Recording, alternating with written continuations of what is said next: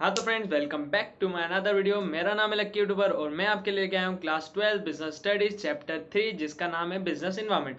आज फ्रेंड्स अपन business environment के बारे में पढ़ेंगे।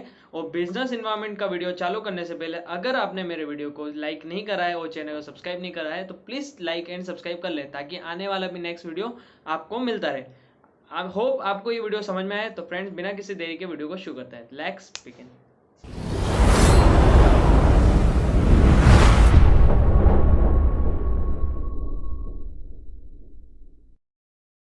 हाँ तो फ्रेंड्स, सबसे पहले हम समझेंगे बिजनेस इन्वायरमेंट होता क्या है। तो बिजनेस इन्वायरमेंट की डेफिनेशन देखते हैं। तो business environment refers to a forces, factors, institution which directly or indirectly affect the business enterprises outside the control of business and affect the business enterprises और performances। मतलब कहीं ना कहीं ये क्या होता है, बिजनेस इन्वायरमेंट की डेफिनेशन का पहले ये मतलब समझ में आता है कि बिजनेस इन्वायरमेंट का मतलब ये होता है कि वो सारे फोर्सेस, वो सारे फैक्टर्स जो कहीं ना कहीं क्या कर रहे हैं, बिजनेस को इफेक्ट कर रहे हैं।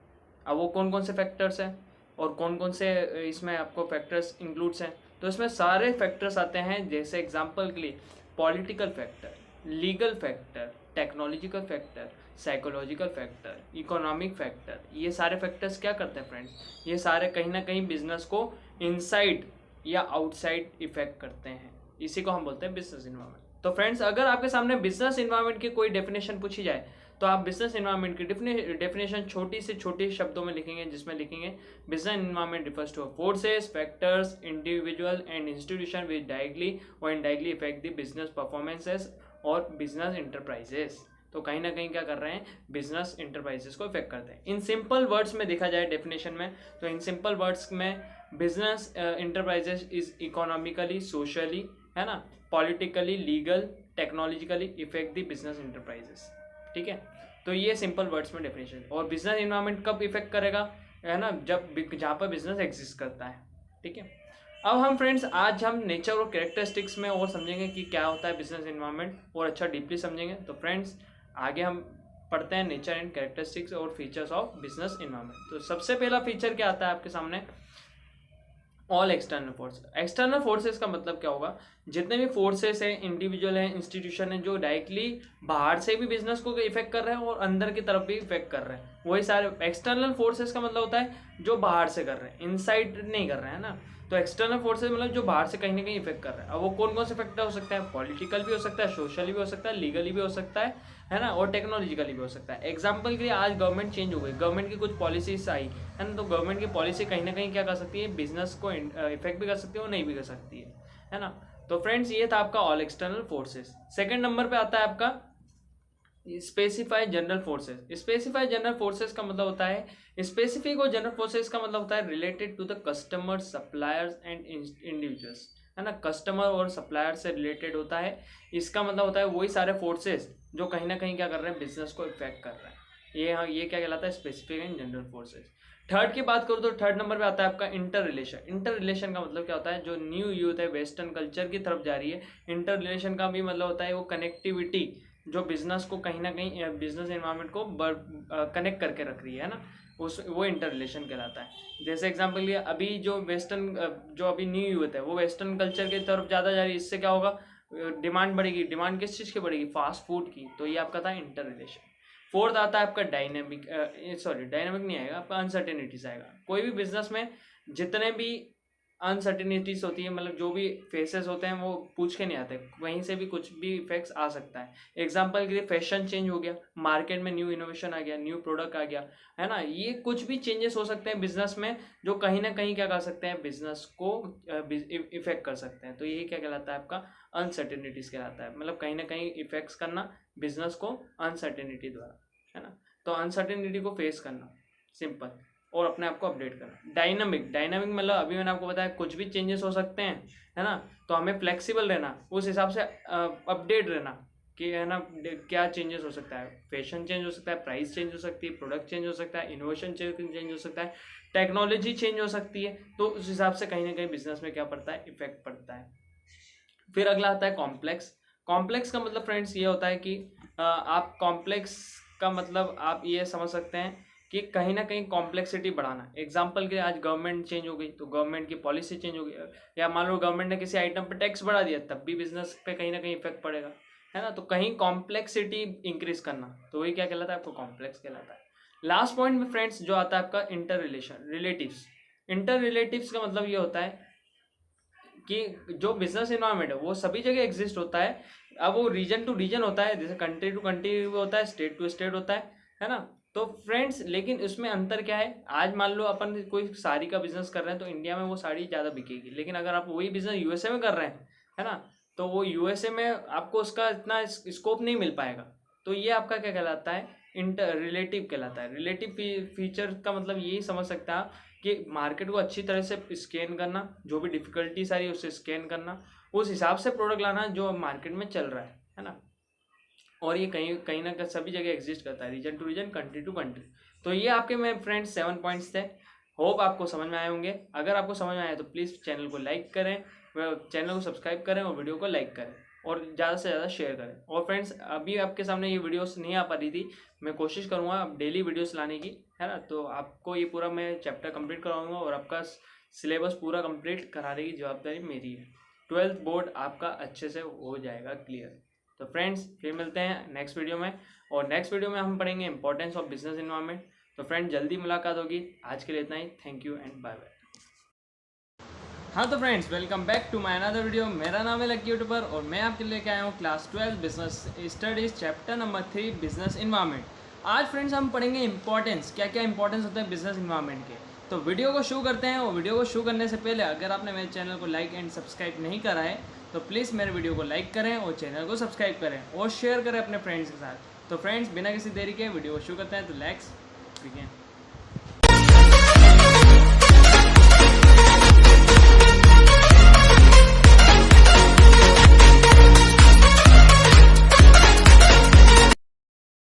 हाँ तो फ्रेंड्स सबसे पहला पॉइंट आता है enable the opportunity for moreover the advantages. अब ये होता क्या है समझना है। इनेबल दी अपॉर्चुनिटी का मतलब ऐसी अपॉर्चुनिटी लो कि दुनिया मतलब जो कॉम्पिटिटर्स है दुनिया वाले हैं उनको पीछे छोड़ दो, इसी का मतलब है फ्रेंड्स यही। तो फ्रेंड्स इसका मतलब क्या होता है, एक बिजनेसमैन क्या करता है, बिजनेसमैन पहले मार्केट को अच्छे से ऑब्जर्व करता है, क्या मार्केट में नीड्स है, किस मार्केट में क्या प्रोडक्ट बिक रहा है, मार्केट में कॉम्पिटिटर्स कितने हैं, रिसोर्सेज क्या हैं, मार्केट की सोसाइटी मतलब जितने भी लोग हैं पीपल्स हैं वो उनकी क्या डिमांड है, कितने वो एक्सपेंसेस दे सकते हैं, कितना वो एक्सपेंसेस कर सकते हैं, या किस प्रोडक्ट में कितना पैसा लगा सकते हैं। यही क्या करता है, एक मार्केट को स्कैन करने का काम करता है व्यापारी, जिसे हम बोलते हैं बिजनेसमैन। और वो बिजनेसमैन कौन है, मारुति कंपनी। एग्जाम्पल के लिए जो प्रीवियस ईयर में था, अभी भी पावर्टी ज़्यादा है लेकिन पीछे पहले पावर्टी थोड़ी ज़्यादा हुआ करती थी। हमारे इंडिया में लोगों को जो कार जो परचेस करते थे वो कार पहले महंगी हुआ करती थी, लेकिन एक मारुति कार वालों ने जो मारुति कंपनी है हमारी फेमस, उन्होंने अच्छे से ऑब्जर्वेशन निकाला कि हाँ ये मारुति ऑब्जर्वेशन क्या करा, उन कंपनी वालों ने ये देखा कि जो इंडिया में अगर आपको बिजनेस करना है या इंडिया में कोई कार सेल करनी है, ऐसे बहुत सारे लोग हैं, बहुत सारे पुअर पीपल्स हैं जो मतलब परचेस नहीं कर सकते, वो इतने कैपेबल नहीं होते इतनी हाई और एक्सपेंसिव कार को क्या कर सके, परचेस कर सके। तो इसलिए मारुति कंपनी द्वारा लाई गई, और वो भी कम बजट में, जिससे बहुत सारे पीपल्स की क्या हो सकी, हेल्प हो सकी। और जो फर्स्ट कार आया करती थी वो भी मारुति कार ही हुआ करती थी। आप भी बताइएगा सेशन में किस किस के पास मारुति कार है, मुझे कमेंट्स बिल्कुल करिएगा अगर आप मेरी वीडियो देख रहे हैं, ठीक है। तो मारुति कंपनी को मालूम था, मारुति कंपनी ने प्रॉपर बिजनेस इन्वायरमेंट को समझा, और बिजनेस इन्वायरमेंट के बाद उन्होंने क्या करा, एक मारुति का स्टार्टअप करा, मारुति कार लाई। और मारुति कार की कितनी पर डिमांड थी उस वक्त, है ना, तो वो उस फर्स्ट जो घरों में गाड़ियाँ आती थी वो भी मारुति कार आया करती थी।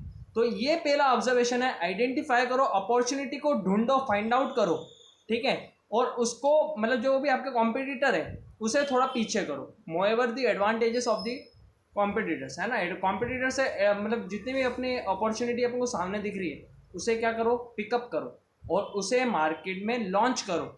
तो फ्रेंड्स सेकेंड पॉइंट जो अभी हम पढ़ रहे हैं, help the identify the threats to early warning signals. Example की सबसे पहले एग्जाम्पल दूंगा, chat GPT AI, artificial intelligence chat GPT जो लाया गया है वो सारे वर्क कर रहा है, चाहे वो एम्प्लॉयज़ के हों, बच्चों के हों, या अच्छे मतलब जो एजुकेटेड लोग हैं वो भी वहीं से वर्क कर रहे हैं। अच्छा, ये अगर चैट जीपीटी अगर आपका आ रहा है तो उससे कहीं ना कहीं कंपनी में क्या पड़ेगा, इफेक्ट पड़ेगा, ठीक है, मार्केट में कहीं ना कहीं इफेक्ट पड़ेगा। एग्जाम्पल के लिए आज कोई व्यापारी है तो वो सबसे पहले वो चैट जीपीटी से काम करवाना चाहेगा। बच्चों का एजुकेटर है तो एजुकेटर के लिए वो चैट जीपीटी से काम करवाना चाहेगा। तो इससे एम्प्लॉयमेंट अपॉर्चुनिटीज़ कहीं ना कहीं क्या होगी, डिक्रीज होगी। तो फ्रेंड्स ये सबसे बड़ा थ्रेट्स है।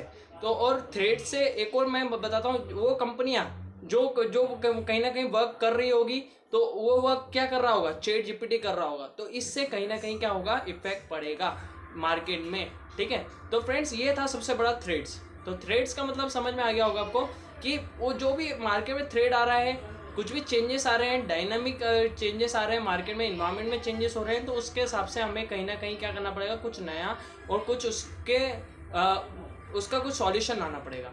तो फ्रेंड्स यही था आपका second point, identify the threads and warning signals, है ना। वो आपको क्या प्रोवाइड करते हैं, कहीं ना कहीं वार्निंग सिग्नल्स प्रोवाइड करते हैं। तो friends second point. Third point आता है हेल्पिंग टेम्पलिंग रिसोर्सेज। अच्छा फ्रेंड्स, रिसोर्सेज से मतलब क्या समझ रहे हैं आप, मनी, है ना। मनी क्या होता है, आज सामने वाले को हम जो चीज़ सेल कर रहे हैं तो उससे हम क्या कहीं ना कहीं इन्वायरमेंट में मनी जनरेट कर सकते हैं कि नहीं। आज आप बिजनेस भी सेटअप कर रहे हैं कहीं ना कहीं, तो वो इन्वायरमेंट को देख कर कर रहे हैं कि वहाँ पर वो चीज़ चल रही है, तभी आप बिजनेस लगा रहे हैं वहाँ पर। तो आपको कहीं ना कहीं क्या करना, मनी को अर्न करना, है ना, उनके सेटिस्फेक्शन के अकॉर्डिंग, कस्टमर ताकि क्या हो सके, सेटिस्फाई हो सके, अच्छी क्वालिटी ऑफ प्रोडक्ट उसके पास जा सके और हमारे पास रिसोर्सेज जनरेट हो सके। तो यही था आपका टैपिंग रिसोर्सेज। तो फ्रेंड अगला जो पॉइंट आता है, fourth point, adopt rapid changes. ठीक है, एनवायरनमेंट में क्या होता है, कहीं ना कहीं चेंजेस होते रहते हैं, तो हमें भी क्या करना, उसके हिसाब से कहीं ना कहीं अपना अपडेट करते रहना, ताकि हम क्या कर सकें, चैलेंजेस को फेस कर सकें और आगे बढ़ सके और बिजनेस क्या हो सके, ग्रो हो सके।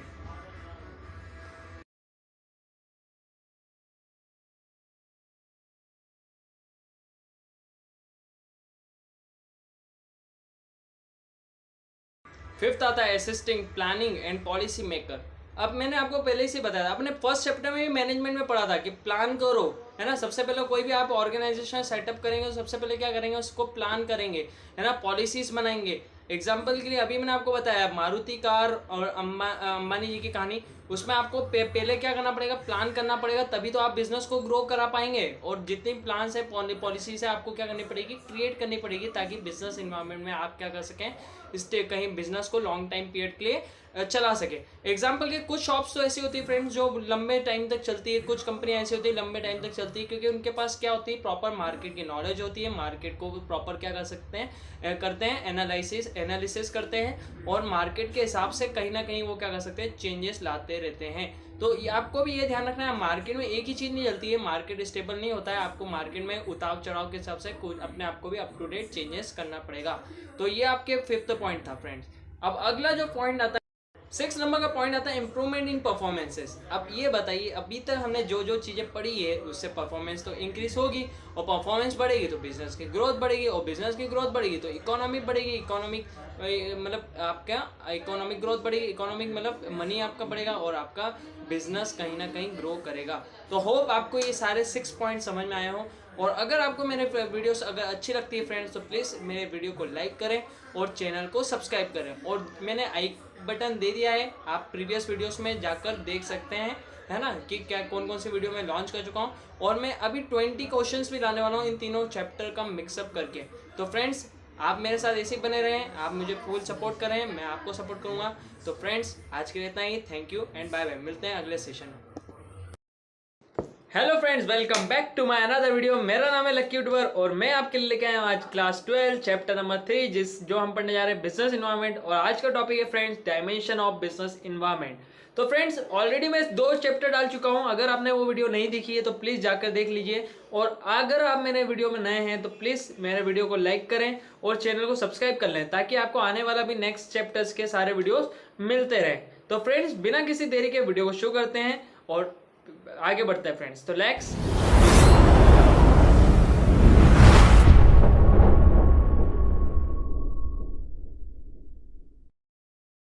हाँ, तो फ्रेंड्स सबसे पहले हम समझेंगे डायमेंशन ऑफ बिजनेस इन्वायरमेंट। तो डायमेंशन ऑफ बिजनेस इन्वायरमेंट क्या होता है?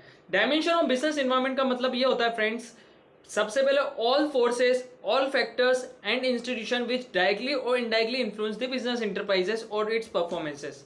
कहीं ना कहीं ये फोर्सेस, कहीं ना कहीं ये फैक्टर्स और कहीं ना कहीं ये इन्फ्लुएंसेस जो कहीं ना कहीं बिजनेस में क्या करते हैं, डायरेक्ट और इनडायरेक्टली क्या करते हैं, इफेक्ट करते हैं बिजनेस इंटरप्राइजेस को, उनके परफॉर्मेंसेस को, वही क्या कहलाता है आपका डायमेंशन ऑफ कहलाता है बिजनेस इन्वायरमेंट के। तो यही हम आज इन्वायरमेंट के सारे डायमेंशंस देखने वाले हैं।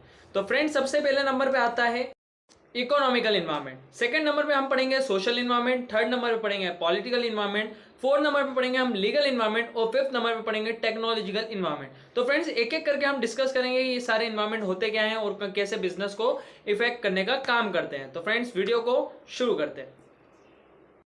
तो फ्रेंड जैसे कि आपको डेफिनेशन दिख रही होगी फर्स्ट इकोनॉमिकल इन्वायरमेंट की, तो इकोनॉमिकल इन्वायरमेंट मींस डायरेक्ट और indirectly factors effect the business enterprises and its performances is known as economical environment. Economical environment में और भी चीजें इंक्लूड्स होती है। एग्जांपल के लिए इकोनॉमिक इन्वायरमेंट का मतलब आपको समझ में आना चाहिए। इकोनॉमिक इन्वायरमेंट का मतलब वो सारी फैक्टर जो कहीं ना कहीं इकोनॉमी की वजह से क्या कर रहे हैं, बिजनेस को इफेक्ट कर रहे हैं। एग्जाम्पल के लिए जीडीपी, जीडीपी का फ्रेंड्स मतलब आपको समझ में आना चाहिए। जीडीपी का मतलब होता है ग्रॉस डोमेस्टिक प्रोडक्ट। ठीक है, आज आप कोई प्रोडक्ट लेके बैठे, मान लीजिए उस प्रोडक्ट की क्या हो रही है, सप्लाई ज्यादा हो रही है, तो वो क्या होगी, ऑटोमेटिकली जीडीपी बढ़ेगी। उसी को हम बोलते हैं ग्रॉस डोमेस्टिक प्रोडक्ट। जब किसी प्रोडक्ट की सप्लाई ज्यादा होती है उसी को हम बोलते हैं ग्रॉस डोमेस्टिक प्रोडक्ट। जब सप्लाई ज्यादा होती है उसे हम ग्रॉस डोमेस्टिक प्रोडक्ट बोलते हैं। जब डिमांड ज्यादा होती है उसे हम जीडीपी कहते हैं। तो जीडीपी जब बढ़ेगी तो ऑटोमेटिकली कस्टमर की क्या बढ़ेगी, डिमांड भी बढ़ेगी। तो इससे क्या होगा, कहीं ना कहीं इकोनॉमी में फर्क पड़ेगा। और इकोनॉमी में कैसे फर्क पड़ेगा, बिजनेस में कैसे फर्क पड़ेगा, तो बिजनेस में ऐसे फर्क पड़ेगा कि टोटल सेल क्या होगी, automatically day by day increase होगी। और डे बाय डे इंक्रीज होगी तो डिमांड बढ़ेगी, सप्लाई बढ़ेंगे, प्राइजेस बढ़ेंगे, है ना, कॉस्ट ऑफ प्रोडक्शन बढ़ेगा। तो ये सब चीजें कहीं ना कहीं बिजनेस को क्या करती है, इफेक्ट करती है। यही आपका क्या कहलाता है, पहला इकोनॉमिकल इन्वायरमेंट। अब इसमें कुछ भी हो सकता है, कुछ भी इकोनॉमी में हो सकता है। जैसे एग्जांपल के डिमोनेटाइजेशन ऑफ 500 एंड 1000 नोट, 500 और 1000 रुपए के नोट जब बंद किए गए थे तब भी कहीं ना कहीं हमें बिजनेस में क्या पड़ा था, इफेक्ट पड़ा था। ये भी आपका एक इकोनॉमिकल इन्वायरमेंट है। जीएसटी का जब बिल पास किया गया था तब भी कहीं ना कहीं हमें बिजनेस में इफेक्ट पड़ा था इकोनॉमिकल इन्वायरमेंट की वजह से।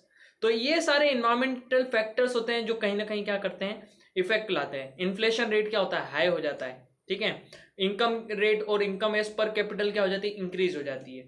तो ये सब चीजें होती है जो बिजनेस को कहीं ना कहीं ऐसी इकोनॉमी, ऐसे इकोनॉमिकल इन्वायरमेंट जो कहीं ना कहीं बिजनेस को क्या करते हैं, इफेक्ट करते हैं। आपने इकोनॉमिक्स में भी पढ़ा होगा, इकोनॉमिक्स में भी बार बार ये सब चीजें रिपीट की जाती है। तो फर्स्ट आपको होप ये पॉइंट समझ में आया होगा।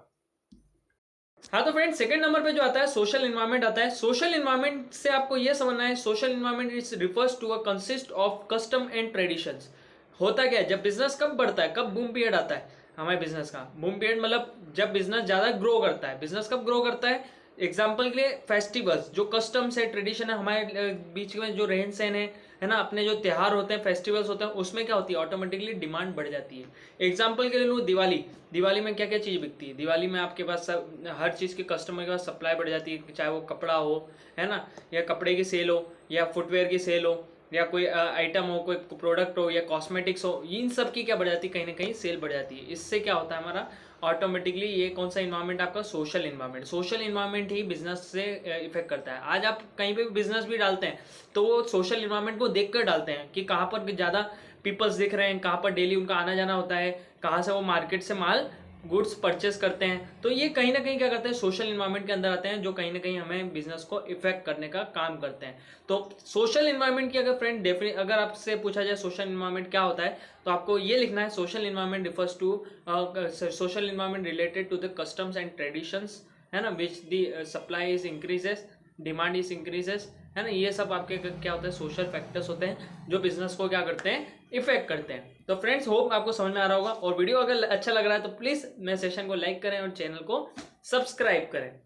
तो फ्रेंड्स अगला जो पॉइंट आता है थर्ड नंबर का, पॉलिटिकल फैक्टर, पॉलिटिकल इन्वायरमेंट आता है। Political environment refers to the all the policy of the government which influence the market और द बिजनेस।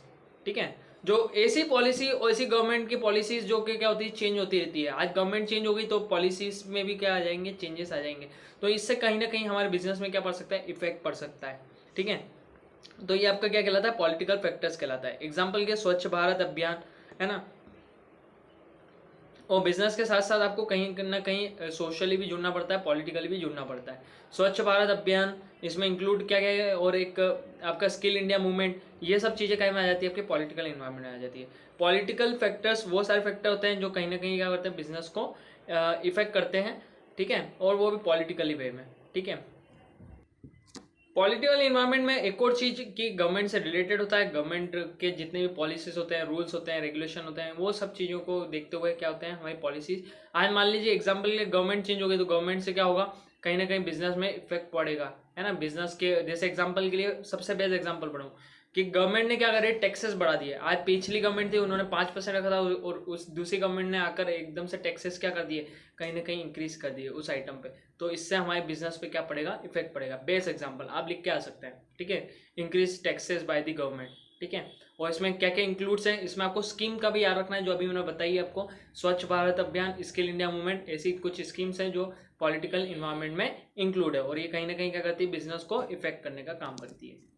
तो फ्रेंड्स अगला फैक्टर आता है लीगल इन्वायरमेंट। लीगल इन्वायरमेंट का मतलब क्या होता है, लीगल इन्वायरमेंट का मतलब होता है कोई भी बिजनेस इंटरप्राइज अगर आप ऑपरेट कर रहे हैं, चला रहे हैं, तो आपको लॉ और रूल्स एंड रेगुलेशन के बारे में इंफॉर्मेशन होनी चाहिए कि गवर्नमेंट से क्या लॉ है, क्या रूल्स चल रहे हैं, गवर्नमेंट से बिजनेस से रिलेटेड क्या टैक्सेस के चल रहे हैं, रेट है ना, क्या चीज़ बढ़ रही है, क्या चीज़ कम हो रही है, ऑल चीज़ है ना। आपको मालूम होना चाहिए कंपनी एक्ट क्या है ना, आपका कंज्यूमर एक्ट 1951 क्या है, इंडस्ट्रियल एक्ट क्या है, ठीक है, और फीमा के बारे में मालूम होना चाहिए आपको, कंज्यूमर प्रोटेक्शन एक्ट के बारे में थोड़ी जानकारी होनी चाहिए। ये क्या करते हैं, ये हेल्प करते हैं लीगली, ठीक है, और कहीं ना कहीं इफेक्ट करने का काम करते हैं जहाँ पर बिजनेस सराउंडिंग कर रहा है। तो इसमें ये कहा है, अगर आप एग्जांपल के लिए मैं सबसे बेस्ट एग्जांपल दूँ, आज सिगरेट बिकती है, अल्कोहल बिकती है ना, तो अल्कोहल के लिए आपको लाइसेंस लेना पड़ता है। फॉरेन ट्रेड के लिए अगर आपको कहीं बाहर बेचना है, ये तो गवर्नमेंट से क्या लेनी पड़ती है, उसके लिए लाइसेंस बनाना पड़ता है, परमिट बनाना पड़ता है। तो ये सब चीज़ों की आपको क्या होनी चाहिए, जानकारी होनी चाहिए। एक बिजनेस एंटरप्राइज जो भी बिजनेस सक्सेसफुली चलाना चाहता है, उसे इन सब चीज़ों की एडिक्वेट नॉलेज होनी चाहिए। तो फ्रेंड्स ये सब चीज़ें क्या होती है, इंक्लूड होती है, ठीक है। कोर्ट के क्या जजमेंट है ना, related to the commission agencies, है ना, एक्ट, इन सब चीज़ों के बारे में हर एक चीज़ आपको डिटेल में मालूम होनी चाहिए। तो ये क्या होता है आपका लीगल इन्वायरमेंट। हाँ तो फ्रेंड टेक्नोलॉजी का इन्वायरमेंट्स में क्या क्या चीज़ें इंक्लूड्स होती है, साइंटिफिक इंप्रूवमेंट इंक्लूड्स होते हैं, and new innovation of the products, and new way of to supply of goods and services, and new operating criteria to operate the business. ये सब चीज़ें क्या में आ जाती है, टेक्नोलॉजी का इन्वायरमेंट। सबसे बेस्ट एग्जाम्पल आप देख सकते हैं, जितने भी प्लेटफॉर्म है आजकल वो ई कॉमर्स में जा रहे हैं, है ना। ई कॉमर्स मतलब सामने वाले को जो सेल हो रहा है, सप्लाई कर रहे हैं, सेल कर रहे हैं, वो डिजिटल वे में हो रहा है। एग्जाम्पल के लिए अमेजोन, फ्लिपकार्ट, ये सब क्या कर रहे हैं, ये एक प्लेटफॉर्म है, डायरेक्ट सामने वाला कस्टमर क्या करता है, वहाँ से ऑर्डर कर लेता है, और ऑर्डर की वही चीज़ सप्लाई हो जाती है, वो चीज़ चले जाती है, और फ्री डिलीवरी के साथ। तो ये सब चीज़ें क्या कर रही है, कहीं ना कहीं बिजनेस को क्या कर रही है, इफेक्ट कर रही है। आज आप सब कुछ आपको फूड ऑर्डर करना है तो आप स्विगी ये इन सब पे ऑर्डर कर लेते हैं। तो ये क्या है, आपका टेक्नोलॉजी का फैक्टर है, टेक्नोलॉजी का इन्वायरमेंट। तो ये कहीं ना कहीं क्या करती है, बिजनेस को इफेक्ट करने का काम करती है। तो टेक्नोलॉजिकल इन्वायरमेंट में आपके ऑनलाइन सेलिंग आ जा सकती है ना। और एग्जांपल के लिए अभी जो चल रहा है चैट जीपीटी, जो एआई आर्टिफिशियल इंटेलिजेंस आया है, उसमें आप कुछ भी अगर आप काम करवाना चाहते हो, सर्च करना चाहते हो, तो वो सब चीज़ें सर्च कर सकते हो, चाहे वो एम्प्लॉयज़ का वर्क है, स्टूडेंट का होमवर्क है, हर एक चीज़ आप क्या कर सकते हो, उसमें से सर्च कर सकते हैं। तो डिजिटली हर एक चीज़ आ रही है फ्रेंड्स।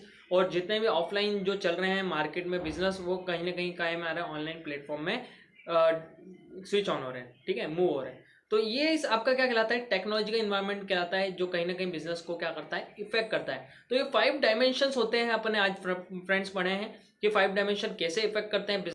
हाँ तो फ्रेंड्स होप आपको ये सारे डायमेंशन समझ में आए होंगे। और फ्रेंड्स अगर आपको मेरा वीडियो नहीं मिल रहा है तो मेरा वीडियो आप यूट्यूब पे सर्च भी कर सकते हैं, लक्की यूट्यूबर बिजनेस स्टडीज़, आप सभी को मेरा वीडियो वहाँ पर मिल जाएगा। तो फ्रेंड्स आज के लिए टॉपिक यहीं पे ख़त्म होता है, हम मिलते हैं अगली वीडियो में। आज के लिए इतना ही, thank you and bye bye. Welcome back friends, मेरा नाम है लक्की यूट्यूबर और मैं आपके लिए लेके आया हूँ आज क्लास 12 चैप्टर नंबर 3, जिसका लास्ट टॉपिक हमारा बचा था, जिसका नाम है features of new economic policy. आज हम फ्रेंड्स इस चैप्टर को कंप्लीट करेंगे न्यू इकोनॉमिक पॉलिसी को समझाकर। फ्रेंड्स ऑलरेडी मैं 2 चैप्टर डाल चुका हूँ। अगर आप मेरी वीडियो में नए हैं तो प्लीज़ मेरे वीडियो को लाइक कर लें और चैनल को सब्सक्राइब कर लें। और आपने अगर मेरी प्रीवियस वीडियो नहीं देखी है तो मैंने लिंक आई बटन में दे दिया है, साथ में डिस्क्रिप्शन में भी वो लिंक मैंने दे दी है, तो फ्रेंड्स आप वहाँ पर जाकर देख सकते हैं। तो बिना किसी देरी के वीडियो को शुरू करते हैं, तो लेट्स बिगिन।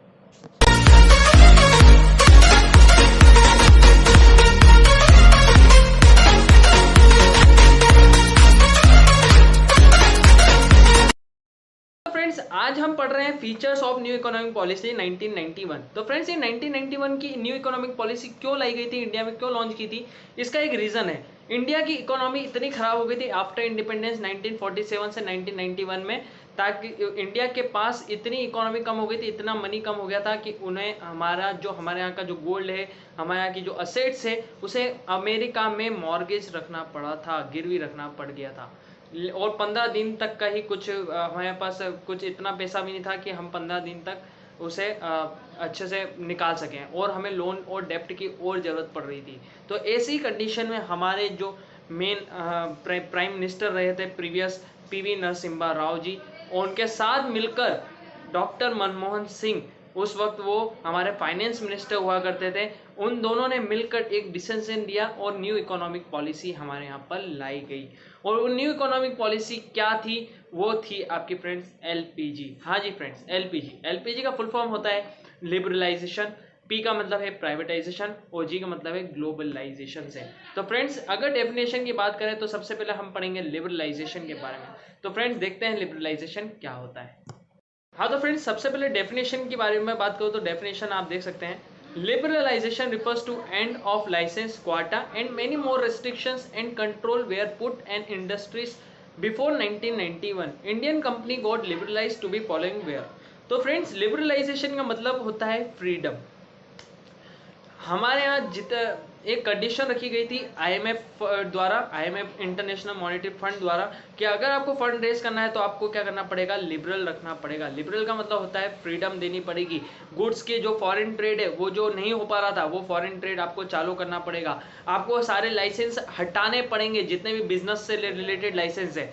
बाहर की कंपनियां भी है ना इंडिया में काम नहीं कर पा रही थी, क्योंकि उन्हें क्या करनी पड़ती थी, तरह तरह की परमिशन लेनी पड़ती थी, लाइसेंस लेने पड़ते थे, उससे बड़े बिजनेसमैन को प्रॉब्लम आती थी। इसलिए ज़्यादातर उस वक्त लोगों पहले फार्मेसी है ना और ये सब चीज़ें करा करते थे, लेबरिंग का काम करा करते थे। तो हमारे यहाँ एक कंडीशन रखी गई कि कैपिटल गुड्स की आवक जावक होनी चाहिए। कैपिटल गुड्स का मतलब होता है मशीन्स, ये सब, और फॉरेन ट्रेड भी होना चाहिए हमारे यहाँ। और जितने भी लाइसेंस है उसे क्या कर देना चाहिए, रेस्ट्रिक्टेड लाइसेंस और बैरियर्स को हटा देना चाहिए। और अगर ये नहीं होता है तो हमें आईएमएफ द्वारा फंड भी रेस नहीं हो रहा था, फंड नहीं मिल रहा था। तो ये हमारे सामने एक कंडीशन रखी गई थी कि लिबरलाइजेशन इज कंपलसरी, है ना, बहुत कंपलसरी है। लिबरलाइजेशन का मतलब होता है फ्रीडम। और जितने भी लाइसेंस है उसे हटाने से मतलब, जैसे जितने भी इंडस्ट्रियल लाइसेंस है, जितने भी हमें ना परमिट लेने पड़ते थे, उनसे हमें क्या मिला, फ्रीडम मिला। ये कोई भी बिजनेस अगर कोई कर रहा है बड़े लेवल पे तो उससे कोई लाइसेंस नहीं मांगा जाएगा, लेकिन एक्सेप्ट फ्यू, उसमें कुछ लाइसेंस एक्सेप्टेड है। जैसे एग्जांपल के आपको कुछ लाइसेंस अभी भी लेना पड़ेंगे। एग्जांपल के लिए आपकी केमिकल से रिलेटेड कुछ इंडस्ट्री है, या सेकंड आपके अल्कोहल से रिलेटेड इंडस्ट्रीज है, या थर्ड वेपन से रिलेटेड आप कुछ काम कर रहे हैं, तो उसके लिए आपको लाइसेंस लेने पड़ेंगे। तो फ्रेंड्स ये था आपका लिबरलाइजेशन। और लिबरलाइजेशन में कुछ पॉइंट्स भी थे। First, abolition of licence in except in few, no restriction और एक्सपांशन और कॉन्ट्रैक्शन ऑफ बिजनेस एक्टिविटीज को बढ़ाया जा सकता था। इसके बाद reduction of taxes and lifting the unnecessary control over the economy and easy in simplification of the procedure, freedom to movement of goods and services and fixing the price of goods and services।